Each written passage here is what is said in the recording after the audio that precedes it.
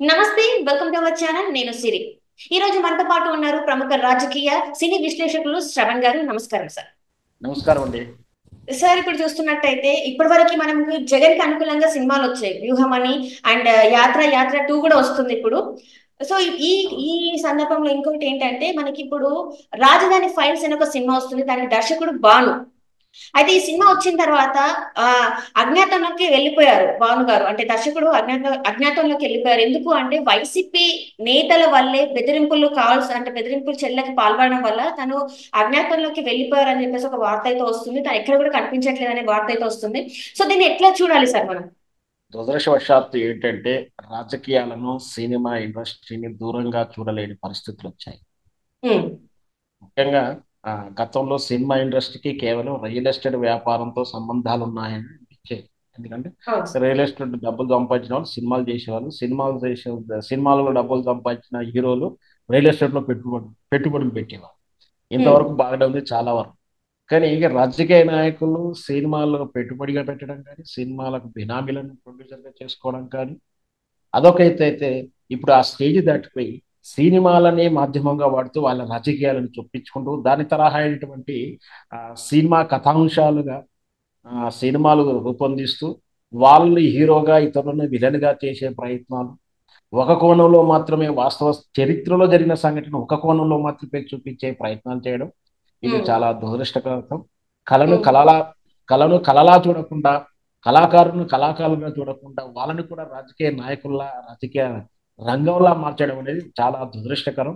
ఇది ఉమ్, ఈ ఒక్క కారణే కాదు, వాళ్ళు అంటే నేషనల్ మీద చూసినా అవే దిగజారిన రాజకీయాలు, ప్రాంతీయ భాషా తత్వంలో చూసినా కూడా ఇక్కడ కూడా అదే రకమైనటువంటి తీరు కొనసాగుతుంది.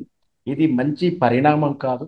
సినిమా ఇండస్ట్రీ కూడా చివరికి సినిమాలంటే రాజకీయం కాకపోవచ్చు, సినిమాలలో రాజకీయ డైలాగులు ఉంటాయి కాబట్టి ఒక తరహా రాజకీయ పార్టీ వాళ్ళు ఒక సినిమాలో చూసి ఇంకో తరహా రాజకీయ పార్టీ సినిమాలు ఇంకో వాళ్ళే చూసారంటే ప్రేక్షకులు కూడా విభజన వస్తే సినిమా ఇండస్ట్రీ మనుగడ సాగడానికి ఆ, చాలా కష్టం ఉంటుంది. త్వరలో ఈ సిస్టమ్ ఇలాగే కొనసాగితే సినిమా పరిశ్రమ దెబ్బతినే పరిస్థితుంది. ఆల్రెడీ సినిమా పరిశ్రమ అనేది ఆ, ఇప్పుడు సినిమా థియేటర్ల సంఖ్య తగ్గిపోవడం కారణం, ఉమ్, ఫెయిల్యూర్స్ ఎక్కువగా ఉండటం, అన్నిటికన్నా ప్రేక్షకుడు ఆల్టర్నేటివ్ ప్లాట్ఫామ్స్ ఎంటర్టైన్మెంట్ కోసం వెతుక్కుంటున్నాడు. ఒకనాడు టీవీ రంగం మాత్రమే ఉండేది, ఓటీటీ ప్లాట్ఫామ్లు, ఇప్పుడు డిజిటల్ ప్లాట్ఫామ్స్, రకరకాల వెబ్ సిరీస్లు వస్తున్నాయి.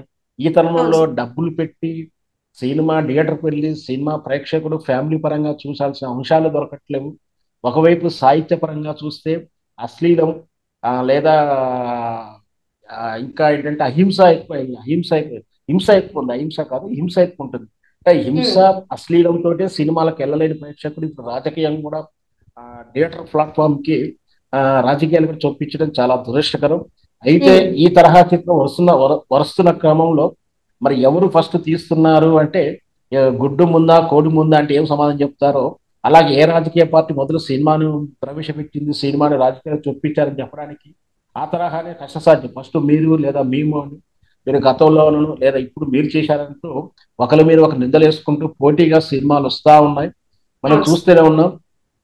సహజంగా చిన్నపాటి భావ వ్యక్తీకరణలో అపార్థం ఉన్నా, ఒకరిని కించపరిచే విధానం ఉన్నా, ఒకరి మనోభావాలు దెబ్బతిన్నప్పుడు సెన్సార్ బోర్డు అనే ఆ చిత్రానికి అభ్యంతరాలు చెప్పాల్సి ఉంటుంది.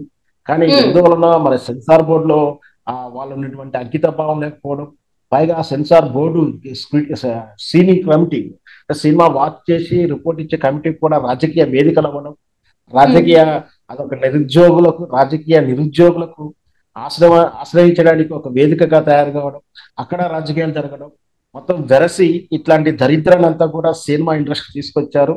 అందువల్లనే ఇప్పుడు సినిమాల మీద వెగటు ఏర్పడుతుంది. దాంతో పాటు సినిమాల మీద కేసులు అవ్వడం, ఆ సినిమా కళాకారులను కూడా ఇంకా దురదృష్టకర సంఘటన ఏంటంటే సినిమా కళాకారులు కూడా పార్టీ బేస్ గా చూడాల్సిన దరిద్రమైనటువంటి పరిస్థితుల్లో ఉన్నాం.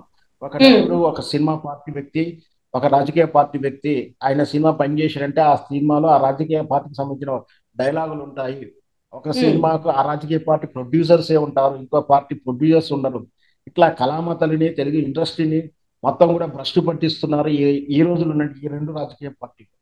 హ్మ్. అయితే ఇప్పుడు జరుగుతున్న టాపిక్ లో మనకు ఈ రోజు అయినటువంటి ఆ రాజధాని ఫైట్ చిత్రం, అవును ఇది సార్. స్పష్టంగా క్లియర్ గా టీజర్ నిన్న రిలీజ్ అయిన నుంచి రికార్డ్ బ్రేకులు చేస్తూ వ్యూస్ వస్తున్న మాట వాస్తవం.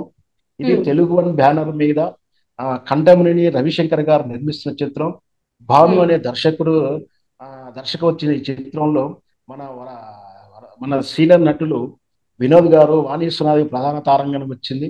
అక్కడ కథాంశం ప్రకారం మనకు తెలిసిన సమాచారం అంటే ఇది అమరావతి రాజధాని పేరు మీద ప్రజల వర్షంలో అమరావతి రాజధానిని మార్పు చేస్తూ 3 నుంచి 4 రాజధానులుగా ఎప్పుడైతే తీసుకున్నారో దాని పర్యవసానంగా అక్కడ రాజధానికి కోల్పోయినటువంటి భూములు కోల్పోయిన వాళ్ళు, భూములు ఇచ్చి త్యాగం చేసిన వాళ్ళు, ఈ వర్షన్ అంతా అంటే ఒక రకంగా చెప్పండి, ఏదైతే ప్రజల్లో వ్యతిరేకత ఉద్యమ రూపం ఉందో దానికి తెలుగుదేశం పార్టీ ఎండార్స్ ఇస్తా ఉంది.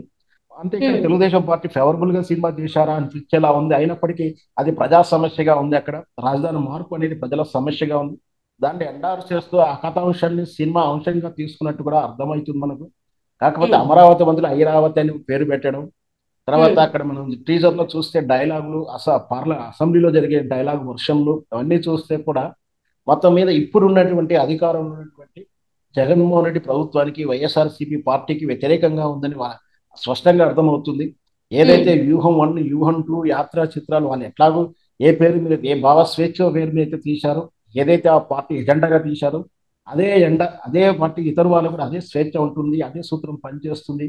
వీళ్ళు కూడా అదే తీశారని భావించాలి. కానీ మేము తీసినప్పుడు చెల్లుబాటు అవుతుంది, మేము ఎట్లయినా సరే దాన్ని ఇంకా రచ్చ చేసి టీవీ డిబేట్లలో ఆ సినిమాకు ప్రమోషన్ తెచ్చుకుంటాము, రచ్చ చేస్తామని అనే ఏకధోరణిలో బుల్డోజింగ్ పద్ధతిలో చేస్తూ యువతల వాళ్ళకు వ్యతిరేకించినటువంటి సినిమా నటులను కానీ సినిమా దర్శకులను బెదిరించడం వల్లనే వీళ్ళు ఈ రోజు అదృశ్యం అయ్యాపోయారు, అజ్ఞాతంలో ఉన్నారని తెలుస్తుంది. భానుగారు అంటే భానుగారిని బెదిరించారని, బాగా ట్రోల్ చేస్తున్నారని, అతని ఒత్తిడి గురి చేస్తున్నారని సమాచారాలు అందుతా ఉన్నాయి. అందుకనే భానుగారికి ఎవరికి కనిపించకుండా గత ఈ టీజర్ రిలీజ్ అయినటువంటి తర్వాత 8 గంటల తర్వాత సుమారు ఇప్పటికి కూడా 24 hours 36 hours అవుతుంది. ఆయన ఎక్కడ ఉంటున్నారో కూడా సరి అయిన సమాచారం దొరుకుతలేదని కూడా మీడియాలో కథనాలు వింటున్నాం. అంటే ఏంటి, భానుగారిని వీళ్ళు ప్రలోభితం చేశారు, అది భయపెట్టిస్తున్నారా లేదా లొంగ తీసుకున్న ప్రయత్నం చేస్తున్నారా? ఒకవైపు ఇది చేస్తున్న చిత్రం రాకుండా ఉండటానికి ఎత్తుగడలేస్తూ సెన్సార్ బోర్డు ఒత్తిడి చేస్తున్నారు కూడా తెలుస్తుంది. మొత్తం మీద ఈ సినిమా రిలీజ్ డేట్ 15th అయితే ఇచ్చారు. వ్యూహానికి ఏ విధమైన చట్టాలు వర్తిస్తాయో, వ్యూహం 2కు కానీ యాత్రకు ఏ విధంగా చట్టాలు వర్తించాయో, ఏ విధమైన భావ స్వేచ్ఛ వర్తించిందో అదే సూత్రాలు ఈ రాజధాని ఫైల్స్ కూడా వర్తిస్తుంది. ఈ సమన్వయము చట్టం అందరికీ, ధర్మం చట్టం అందరికీ సమానం అన్న బేసిక్ సూత్రం, కామన్ సూత్రాన్ని వదిలేసి కేవలం అధికారం ఉంది అని మాకు ఇష్టం వచ్చినట్టు మేము బుల్డోజర్గా చేస్తాము అనుకుంటే మాత్రం ఖచ్చితంగా రేపు ప్రజలు ఇవన్నీ చూస్తూనే ఉంటారు. ప్రజల దగ్గర మంచి ఆయుధం ఉంది, రాబోయే ఎన్నికల్లో వాళ్ళ నిర్ణయాలకు శిరసావించాల్సి ఉంటుంది. ఈ విషయం తెలియకుండా అదే సార్, ఇప్పటి వరకు చూసుకున్నట్టయితే అనుకూలంగా సినిమాలు వచ్చినాయి అంటే జగన్ కి అనుకూలంగా మాత్రమే వచ్చినాయి. ఒక సినిమాతోనే ఆయన ముఖ్యమంత్రి కూడా అయ్యారు, మనం గతంలో చూసాం. అయితే ఇప్పుడు ఈ రాజధాని ఫైల్స్ వచ్చినంత మాత్రాన ఎందుకు ఇంత భయపడుతున్నారు, ఎందుకు ఇంత భయాందోళనకి గురైపోయి బెదిరింపు చర్యలకు ఎందుకు పాల్పడుతున్నారు? ఇప్పటికీ ఇది అర్థం కాని విషయం. అంటే ప్రజల్లో కూడా ఇదే ఉంది, ఎందుకు వీళ్ళు ఇట్లా చేస్తున్నారు. ఇప్పటి వరకు వాళ్ళు వచ్చిన సినిమాల్ని ఆదరించారు, వాళ్ళకు సంబంధించిన సినిమాల్ని ఆదరించిన ప్రజలు ఇప్పుడు తనకి వ్యతిరేకంగా వస్తుందని తను ఎందుకు అనుకుంటున్నారు ఫస్ట్ అని చెప్పేసి వాళ్ళలో ఒక ఆలోచన స్టార్ట్ అయింది. అసలు దీని పరిణామం అంటే దీనికి రాబోయే కాలంలో ఎలా ఉండబోతుంది సార్? వాస్తవానికి వాళ్ళు చేసినటువంటి అభివృద్ధి విషయంలో కానీ, వాళ్ళ పార్టీ పనితీరు విషయంలో వాళ్ళ మీద వాళ్ళకి నమ్మకం ఉంటే ఎవరు విమర్శించరు. విమర్శించినా కూడా అవి చెల్లుబాటు కావు. మా పనితనం మమ్మల్ని నిలిపిపెడుతుంది, మా పనితనం మమ్మల్ని గెలిపిస్తుంది అని నమ్మకం ఉన్నప్పుడు ఇట్లాంటి చర్యలకు ఒడిదుడుకరు. వాస్తవానికి వాళ్ళ మీద వాళ్ళకి నమ్మకం లేక ఎవరు మాకు వ్యతిరేకంగా మాట్లాడకూడదు, మీడియాని, ప్రెస్ని తమ కంట్రోల్ తీసుకోవడం, ఎవరైనా సోషల్ ప్లాట్ఫామ్లో ఏదైనా రాతలు చేస్తే కేసుల రూపంలో బెదిరించడం. ఆ తర్వాత నిన్న చూసాం ఒక సినిమా నటుడు పాప మన మౌలి అని చెప్పేటటువంటి కామెడీ ఆర్టిస్ట్ 90s లో కుర్రాడు, జస్ట్ 15 బిలో కుర్రాడిని కూడా ఏ విధంగా బాగా ట్రోల్ చేశారో, రాజధాని మాయం అని చెప్పేసి ఆయన ఏదో సెటైరిక్ గా చెప్పిన మాటని ఆ కుర్రవాడిని కూడా వదలకుండా చేశారంటే వాళ్ళ పనితీరు మీద వాళ్ళకి నమ్మకం లేకపోవడాన్ని మనం ఉదాహరణ చూడాలి. అయినా సరే ప్రజల చేతిలో ఆయుధం ఉంటుంది, ఇవన్నీ కూడా ప్రజలు చూస్తుంటారు. తాత్కాలికంగా ఒత్తిడి గురి చేయగలుగుతారు, కొందరిని బెదిరించగలుగుతారు, కానీ శాశ్వతంగా మాత్రం ప్రజాకోర్టులో సరైన తీర్పు వస్తుంది. అప్పుడు మాత్రం ఎవరిని ఇన్ఫ్లుయెన్స్ చేయలేరు. ఇప్పుడు గతంలో అయితే rigging system, vote ballot system ఉండేది. అప్పుడు వీళ్ళ బలవంతుందే రాజ్యం అయ్యేది. కానీ ఈ ఎలక్ట్రానిక్ సిస్టమ్ వచ్చిన తర్వాత అలాంటివి ఏమి కూడా చెల్లుబాటు కావట్లేదు. కాబట్టి సరియైన ఉమ్. తీర్పు ప్రజలు ఇవ్వబోతుంటారు. దానికి అనుగుణంగా వాళ్ళ నిర్ణయాలు ఉంటుంటే బాగుండే. కానీ చివరికి కళారంగాన్ని కూడా ఇలా కలుషితం చేయడం అనేది నిజంగా దిగజారిన రాజకీయాలకు నిదర్శనం. Right sir. Right sir. Right. Thank you so much sir. మీరు మాతో పాటు జూమ్ కాల్ వచ్చిన ధన్యవాదాలు.